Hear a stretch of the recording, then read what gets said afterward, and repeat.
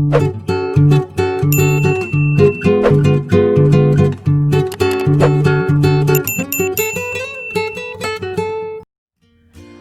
video kali ini, kita akan membahas contoh-contoh soal mengenai data, tabel, dan diagram. Mengapa materi ini menjadi cukup penting? Karena ketika kalian menghadapi AKM nanti, atau Asesmen Kompetensi Minimum, dan juga TPS dalam UTBK, kalian akan menghadapi soal-soal tentang data, tabel, dan diagram.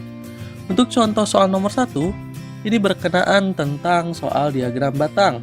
Diketahui 150 pasien yang datang di balai pengobatan.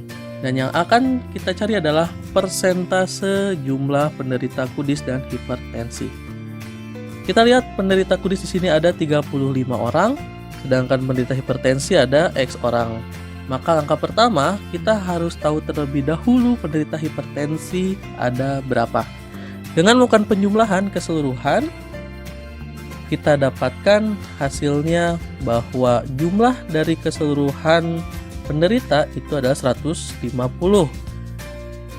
Setelah kita lakukan perhitungan, kita dapatkan bahwa 110 ditambahkan X sama dengan 150, sehingga X-nya atau penderita hipertensinya itu ada 40 orang. Berarti untuk jumlah penderita kudis dan hipertensi itu totalnya adalah 35 ditambah 40, yaitu 75 orang. Untuk menyelesaikan soal seperti ini, kita gunakan sebuah rumus yang harus sudah kalian pahami, di mana rumusnya berbunyi persentase yang ditanyakan itu sama dengan jumlah yang ditanyakan, kita bagi dengan jumlah yang diketahui, kita kalikan dengan persentase yang diketahui. Karena di sini yang diketahui adalah keseluruhan pasien, otomatis untuk persentase yang diketahui ini menjadi 100%, karena yang diketahuinya keseluruhan pasien. Kita coba cari persentase jumlah penderita kudis dan hipertensi. Jumlahnya adalah 75 orang, dibagi yang diketahui itu adalah keseluruhannya 150 orang, kita kalikan 100%. Dengan penyederhanaan secara matematis, kita dapatkan hasil akhirnya adalah 50%. Itu contoh soal yang pertama. Kita lanjutkan ke contoh soal yang kedua. Di sini tentang diagram lingkaran. Seperti yang kita ketahui, diagram lingkaran terbagi menjadi dua, ada yang berbentuk persen dan ada juga yang berbentuk derajat. Di sini diketahui bahwa responden yang menyatakan setuju sebanyak 30 orang. Yang akan kita cari adalah responden yang menyatakan sangat tidak setuju.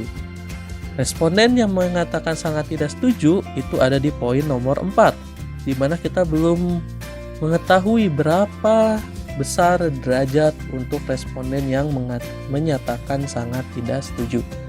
Maka dari itu kita cari terlebih dahulu.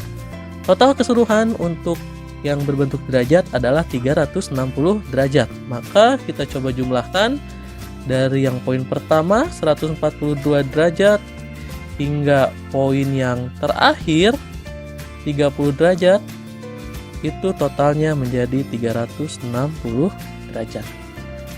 Dengan melakukan perhitungan secara matematis, kita dapatkan 324 derajat ditambah X itu sama dengan 360 derajat, sehingga X-nya atau responden yang menyatakan sangat tidak setuju itu sebanyak 36 derajat.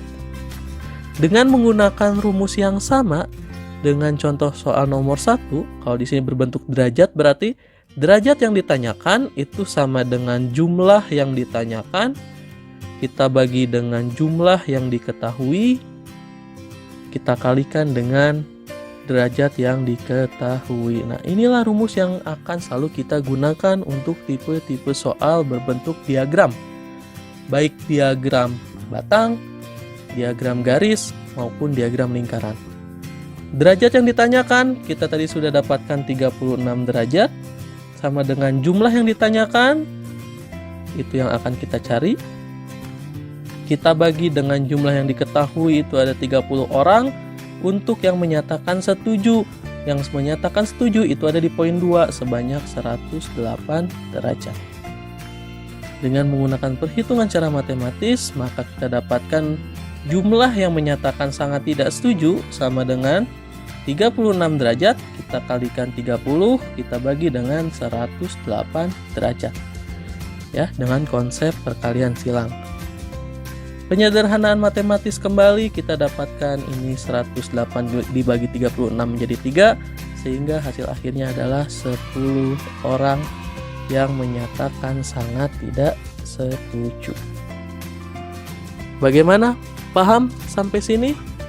Silahkan kalian cermati khususnya rumus untuk mengetahui baik itu berbentuk persen maupun diagram. Contoh soal terakhir berkenaan dengan interpretasi data. Ini soal yang banyak akan kalian temui di soal-soal AKM dan juga soal TPS. Ada sebuah data mengenai pasar ekspor lobster terbesar di Indonesia. Kita langsung lihat pertanyaan nomor 1. Jika Indonesia mendapatkan tambahan 85.000 US dollar, kalian harus bisa membaca diagram batang ini dengan benar. Di sini diketahui dalam 1000 US dollar. Sehingga ketika Vietnam ini angkanya 48, itu berarti 48.000 US dollar. Sedangkan Taiwan dengan pasar ekspor terbesar di Indonesia itu sebanyak 10.648.000 US dollar. Pertanyaan nomor 1, jika Indonesia mendapatkan tambahan 85.000 US dollar dari Jepang dalam mengekspor lobster, maka kesimpulan yang benar adalah ketika Indonesia mendapatkan tambahan 85.000 US dollar, maka dari Jepang ini akan berubah menjadi 235.000 US dollar. Kesimpulan apa yang benar? Pertama, bisa saja nilai ekspor dari Jepang itu lebih tinggi dibandingkan Thailand, karena Jepang 235, Thailand 234. Berarti ini kesimpulan pertama yang bisa kita nyatakan atau kita simpulkan adalah nilai ekspor lobster dari Jepang itu lebih tinggi dibandingkan dari Thailand. Lalu, apalagi kesimpulan yang bisa kita nyatakan? Jika Jepang mendapatkan atau tambahan 85.000 US dollar dari Jepang, maka Jepang akan menjadi peringkat ke-7 untuk pasar ekspor lobster terbesar di Indonesia. Jadi peringkat ke-7. Ya, Jepang akan menjadi peringkat ke-7 menggeser Thailand. Ada lagi kesimpulan yang bisa kalian nyatakan? Tentunya banyak sekali. Ya, kalian bisa menyimpulkan mana saja pernyataan yang benar jika Jepang itu 85.000 US dollar menambah ekspor lobster di Indonesia. Itulah yang harus kalian cermati.